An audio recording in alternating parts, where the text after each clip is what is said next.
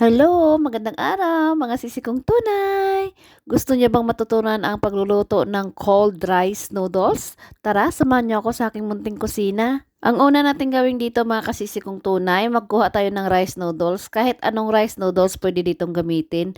Tapos ibabad natin ito sa mainit na tubig. Kailangan talagang apaw na apaw ang tubig dito. At habang nakababad yung ating rice noodles, maghiwa na tayo dito ng repolyo. Sunod, maghiwa tayo ng kalahating sibuyas.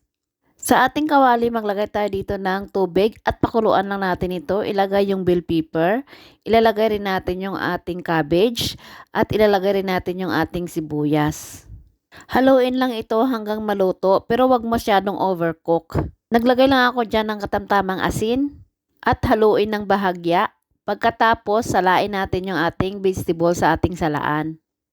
Sa the same pan, ilalagay natin yung ating cabbage, ibalik natin dito. At ilalagay natin yung noodles na kanina ay binabad natin sa mainit na tubig. Naglagay lang ako dyan ng kalahating tasa ng sesame oil. Nagdagdag na rin ako ng konting asin dyan para may lasa na rin yung ating noodles. At ito-toast lang natin ito o imimix natin yung ating mga ingredients pero yung apoy nito ay nakapatay. At ita-transfer natin sa ating Pyrex. Lagyan lang natin ito ng sesame seed kung mayroon kayo. Kung wala, pwede na wala din. O hanggang dito na lamang. Maraming salamat sa panonood and God bless you all. Bye-bye! And follow for more!